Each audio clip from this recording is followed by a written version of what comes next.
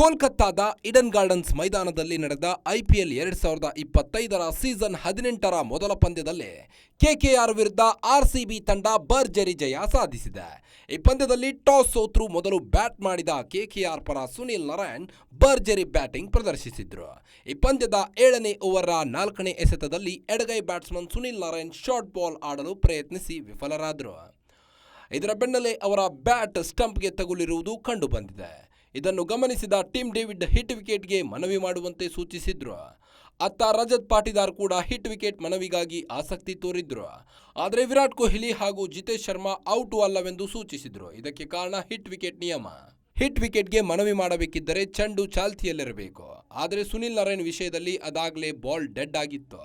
ಅಂದರೆ ಚೆಂಡು wicket keeper ಕೈ ಸೇರಿದ ಮೇಲೆ ಅಂಪೈರ್ ವೈಡ್ ತೀರ್ಪು ನೀಡಿದ ಬಳಿಕವಷ್ಟೇ ಸುನಿಲ್ ನಾರಾಯಣ್ ಅವರ ಬ್ಯಾಟ್ ವಿಕೆಟ್ಗೆ ತಗುಲಿತ್ತು. ಅಂದರೆ ಬಾಲ್ ಡೆಡ್ ಆದ ಬಳಿಕವಷ್ಟೇ ಅವರು ಹಿಟ್ ವಿಕೆಟ್ ಆಗಿದ್ದಾರೆ. ಹೀಗಾಗಿ ಅದು ನಾಟ್ ಔಟ್. ಇದೇ ಕಾರಣದಿಂದಾಗಿ ಕೊಹ್ಲಿ ಸೇರಿದಂತೆ ಕೆಲ ಆಟಗಾರರು ರಜತ್ ಪಾಟಿದಾರ್ ಅವರಿಗೆ 3ನೇ ಅಂಪೈರ್ಗೆ ಮನವಿ ಸಲ್ಲಿಸುವ ಅವಶ್ಯಕತೆ ಇಲ್ಲ ಎಂದು ಸೂಚಿಸಿದ್ರು.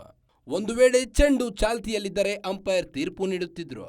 ಅಂದರೆ ಸುನಿಲ್ ನಾರಾಯಣ್ ಬ್ಯಾಟ್ ತಾಗಿದ ಬಳಿಕ ಚೆಂಡು ಮೈದಾನದಲ್ಲಿ ಇದ್ದಿದ್ದರೆ ಅಥವಾ ಚೆಂಡು ವಿಕೆಟ್ ಕೀಪರ್ ಜಿತೇಶ್ ಶರ್ಮಾ ಅವರ ಕೈ ತಪ್ಪಿದ ಬಳಿಕ ಸುನಿಲ್ ನಾರಾಯಣ್ ಅವರ ಬ್ಯಾಟ್ ವಿಕೆಟ್ಗೆ ತಗುಲಿದ್ದರ ಹಿಟ್ ವಿಕೆಟ್ಗೆ ಮನವಿ ಮಾಡುವ ಅವಕಾಶವಿತ್ತು.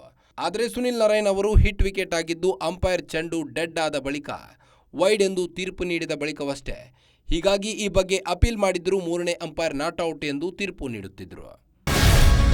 ಗ್ಯಾರಂಟಿ ನ್ಯೂಸ್, ಸುದ್ದಿ ಖಚಿತ, ನ್ಯಾಯ ನಿಶ್ಚಿತ.